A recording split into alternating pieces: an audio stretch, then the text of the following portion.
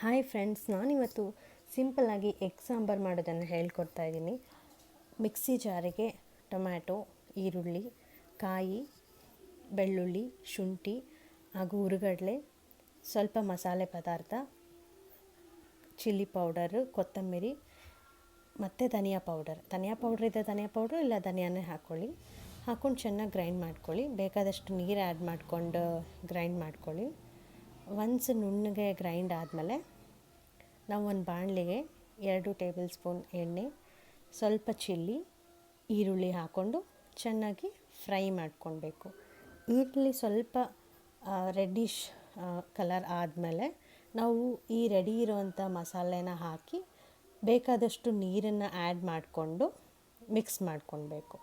Once ಆ ಹಸಿ ವಾಸನೆ ಹೋದ್ಮೇಲೆ ಚೆನ್ನಾಗಿ ಕುದಿ ಬರೋದಕ್ಕೆ ಬಿಡಬೇಕು, ಹೈ ಫ್ಲೇಮಲ್ಲಿ ಇಟ್ಕೊಂಡು. ಆಮೇಲೆ ಉಪ್ಪನ್ನು ಆ್ಯಡ್ ಮಾಡ್ಕೊಬೇಕು. ಉಪ್ಪನ್ನು ಆ್ಯಡ್ ಮಾಡ್ಕೊಂಡು ಒನ್ಸ್ ಕುದ್ಮೇಲೆ ಟೇಸ್ಟ್ ನೋಡ್ಕೊಳ್ಳಿ. ಬಿಕಾಸು ಸಿಮ್ಮಲ್ಲಿ ಇಟ್ಟು ಒನ್ಸ್ ಎಗ್ಗನ್ನು ಹಾಕಿದ್ಮೇಲೆ ನಾವು ಅದನ್ನು ಮಿಕ್ಸ್ ಮಾಡೋಕ್ಕಾಗಲ್ಲ ಮತ್ತು ಟೇಸ್ಟ್ ಚೇಂಜ್ ಮಾಡೋಕ್ಕಾಗಲ್ಲ.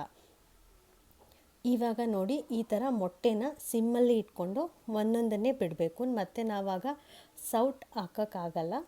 ಒಂದೊಂದೇ ಎಗ್ ಬಿಟ್ಟು ಒಂದು 10 to 15 ಮಿನಿಟ್ಸು ಚೆನ್ನಾಗಿ ಬೆಂದ ಮೇಲೆ ಆಮೇಲೆ ನಾವು ಬೇಕಾದ್ರೆ ಸೌಟಲ್ಲಿ ಸ್ವಲ್ಪ ಮೂವ್ ಮಾಡ್ಬೋದು. ಈಗ ನೋಡಿ, ಎಲ್ಲ ಮೊಟ್ಟೆ ಚೆನ್ನಾಗಿ ಬೆಂದಿದೆ. ಆಮೇಲೆ ನಾವು ಕೊರಿಯಾಂಡರಿಂದ ಡೆಕೋರೇಟ್ ಮಾಡ್ಕೊಬೋದು. ಇದನ್ನು ರೈಸ್ ಜೊತೆ ಅಥವಾ ಚಪಾತಿ ಜೊತೆ ತಿನ್ಬೋದು. ತುಂಬ ಟೇಸ್ಟಿಯಾಗಿರುತ್ತೆ. ಟ್ರೈ ಮಾಡಿ ನೋಡಿ.